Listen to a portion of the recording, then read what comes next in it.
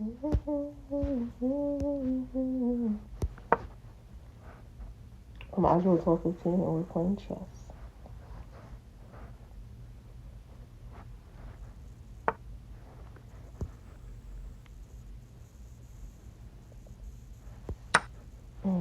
That wasn't the best move I could have made.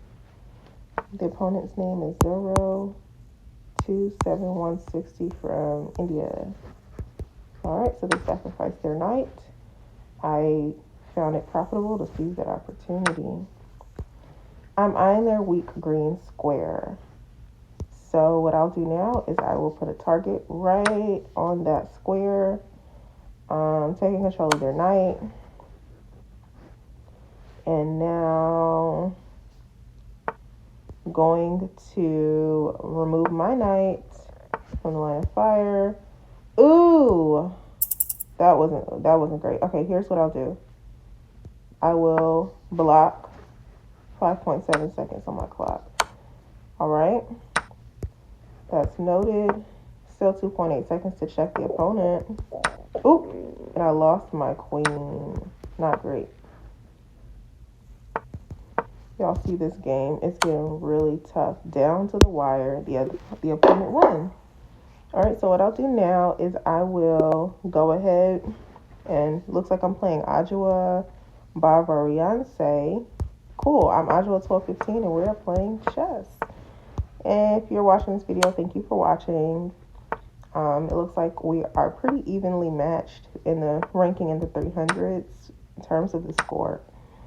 With only 46 seconds on the clock, I will go in for a win and hopefully make that happen. I'm in check, so I've got to block or move out of the way. So I'm moving out of the way. My knight is retreating to safety. And the opponent has posted their pawn, literally posted their pawn in the center. So I'm gonna go ahead and attempt to recontrol the center of the board. I do see a weak green square, so that's what I'm eyeing right now. Gonna first take their bishop and go in for that check ASAP here. Let's see here. So I could trade queens. I'm gonna do it. Traded queens with the opponent and went ahead and got their knight. So they want to trade pieces, it looks like, rather than attempting to checkmate me, and that is a-okay with me. 12.0 seconds on my clock here. 8.7. So it's down to the wire.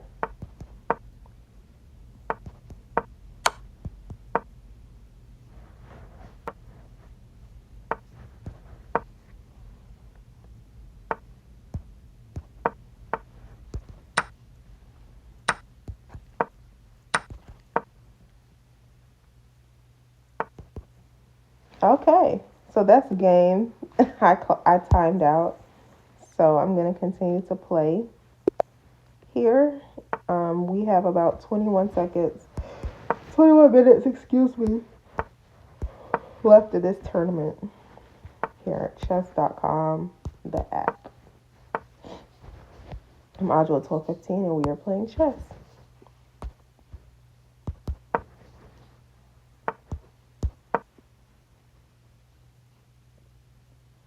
So a lot to talk about with this game of chess. I mean, the opportunities to actually go in for the check, they never end.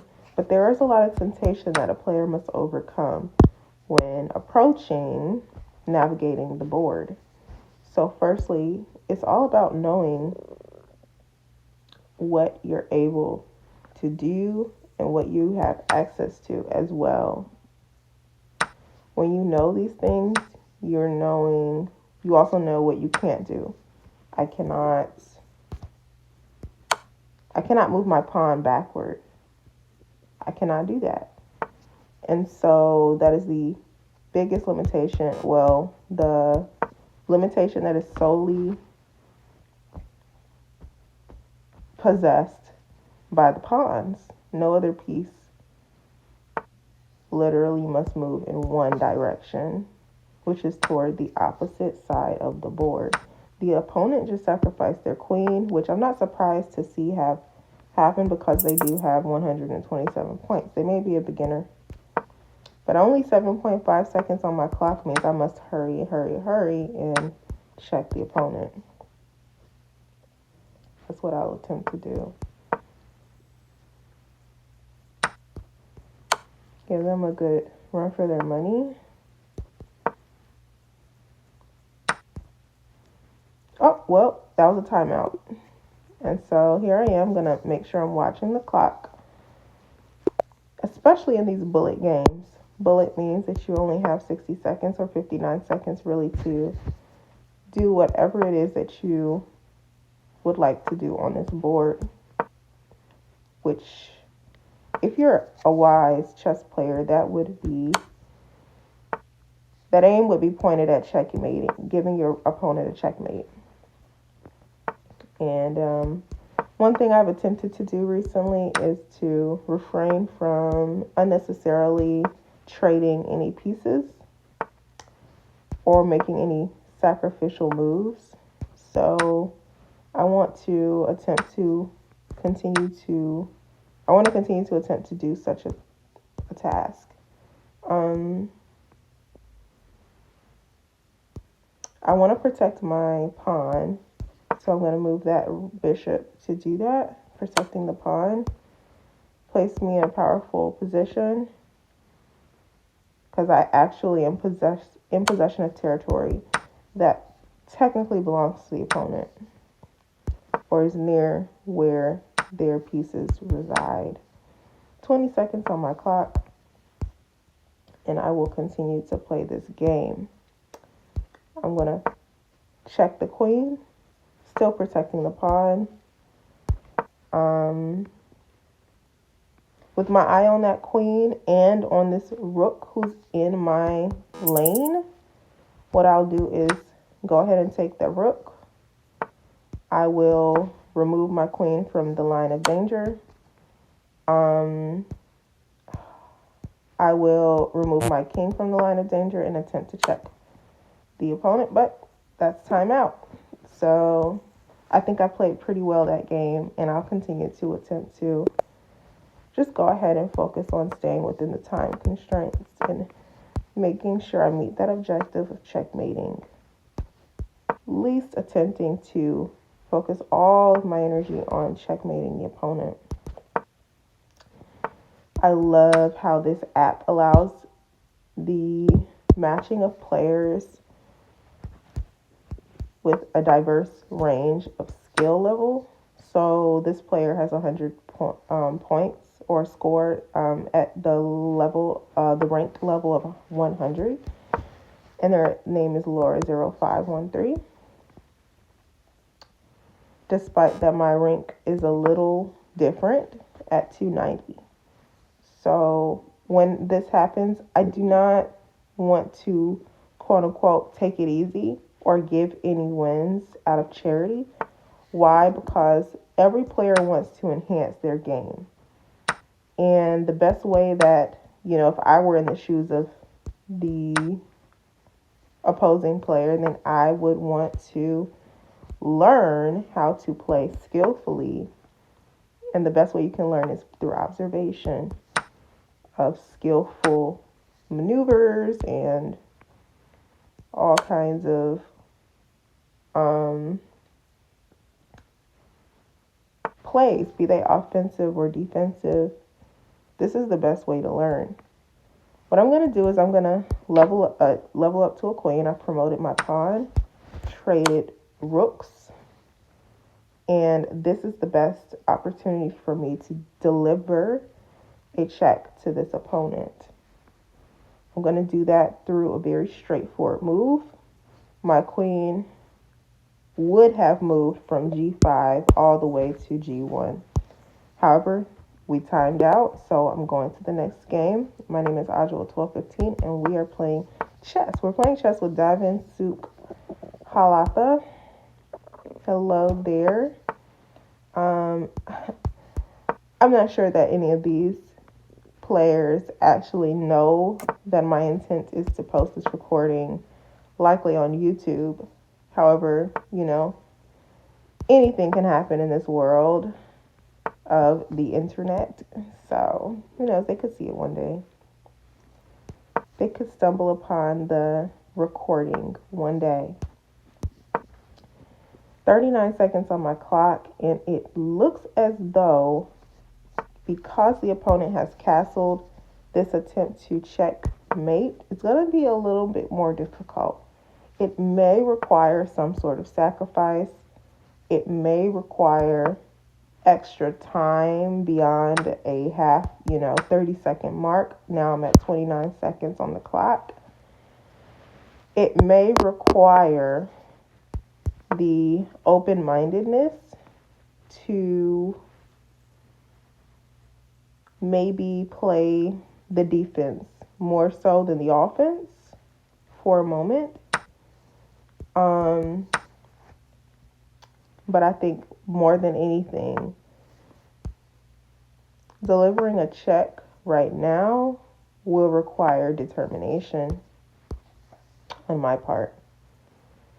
Keeping my queen safe, I retreat, get my king to safety.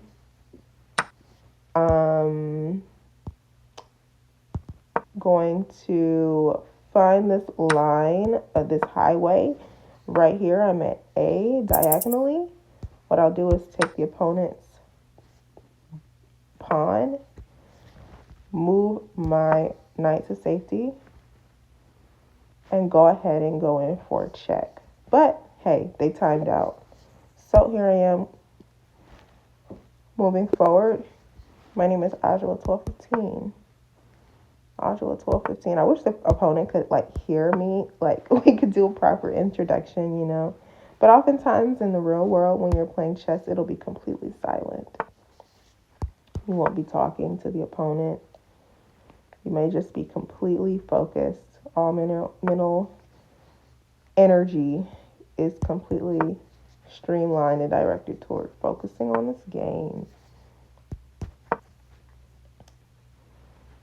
Not knowing what the opponent will do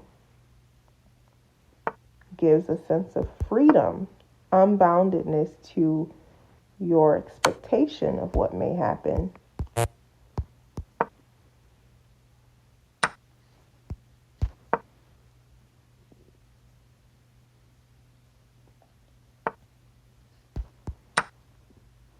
An opportunity to breathe and become fully present in this very moment.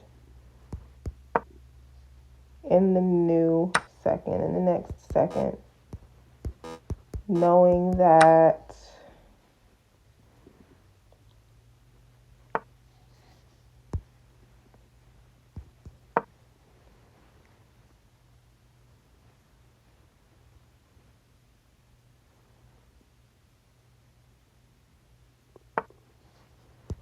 go ahead and go there.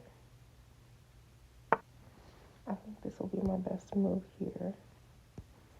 I can go back, targeting the white square. Oop. 20 seconds and they timed out. Okay, going forward. All right, so it looks like this player is Josette Na, 334 points, and they are playing from Mexico. Representing Mexico. They do have a weak green square with no opportunity to cancel in the next two moves. That has now changed. And let me go ahead and prepare the space for a checkmate. 40 seconds on my clock. I am almost ready to make that happen. Though I am in check, I've blocked, and I think that's a checkmate. Next game.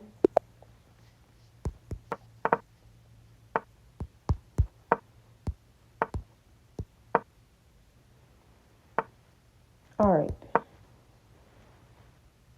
Alano 17 from France. Okay. I see a weak green square. Once again, I've actually really truly enjoyed just staying the course and really utilizing this strategy of targeting that weak square that sits typically diagonally to the opponent's king.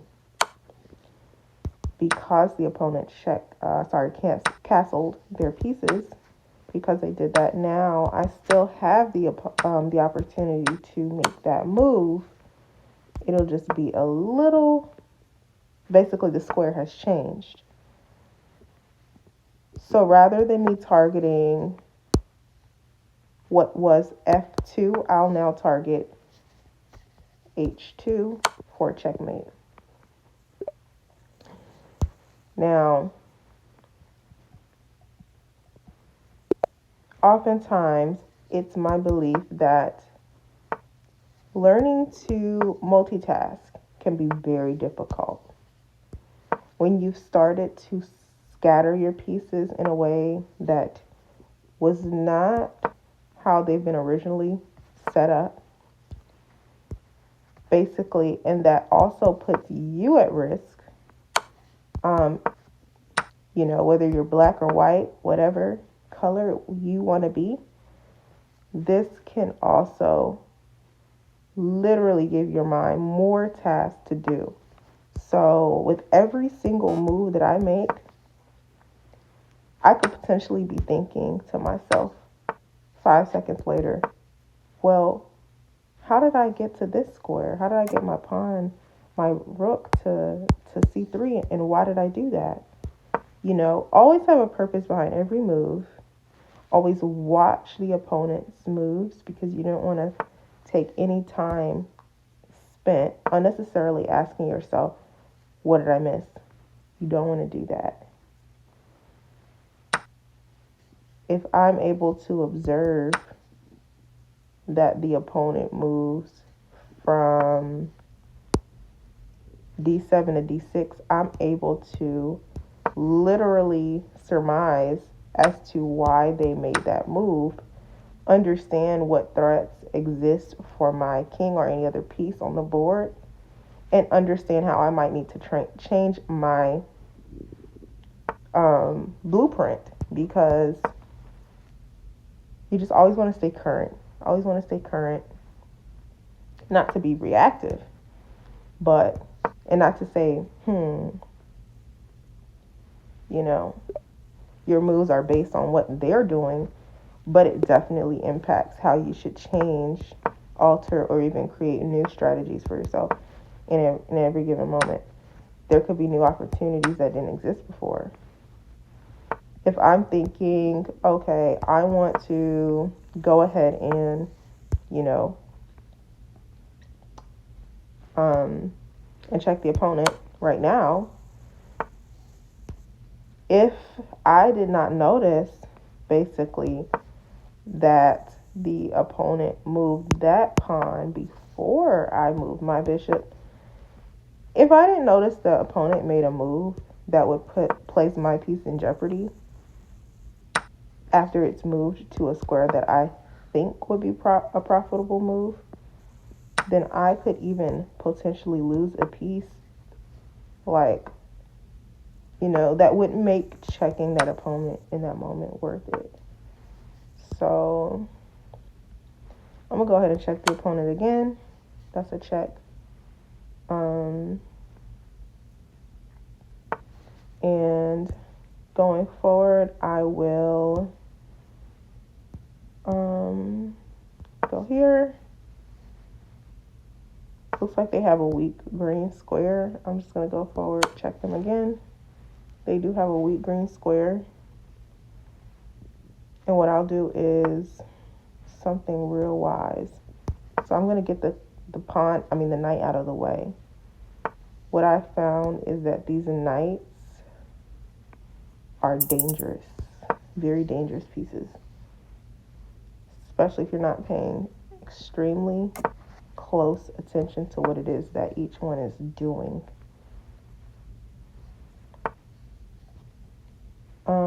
Let's check on the opponent. And I'm going to castle. I only have 1 second, so I think they have this game. I didn't even see that as a threat, to be honest. Yeah, they have that game. That was a good game. Next game. One thing that I'm noticing, too, is that it's such a difference playing on the phone with pieces that are literally not three-dimensional. They're two-dimensional pieces. And it makes such a difference because we're not seeing, all of my senses, our senses are not engaged. Basically, my senses are not fully engaged in this game. So if I'm hearing background noise from another room in the house, that causes me a little distraction because the sound of the pieces moving is actually overridden. It's actually overridden because it's much quieter.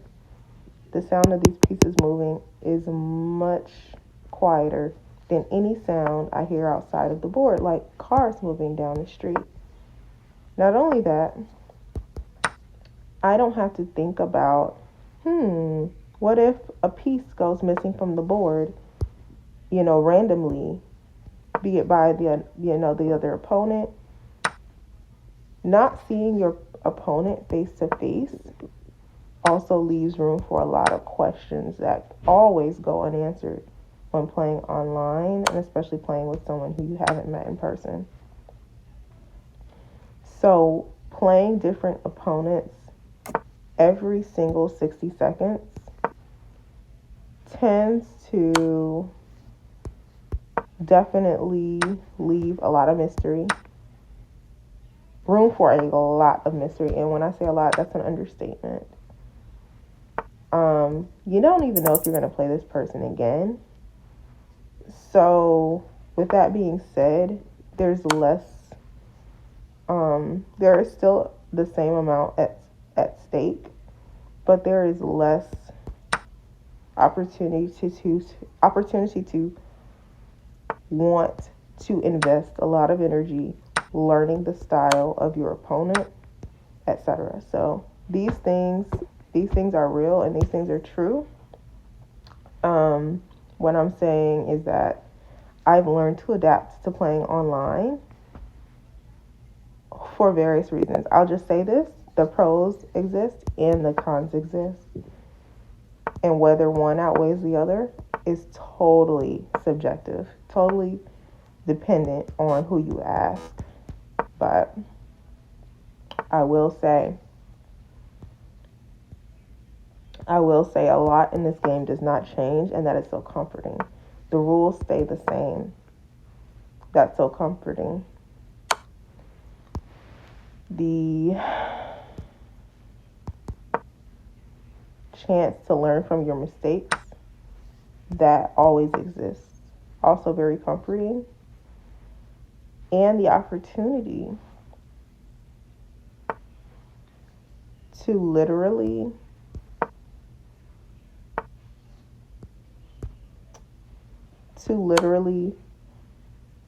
cultivate the mind, your mind, to learn yourself and to, potentially build camaraderie with someone else that exists as well when playing a game of chess.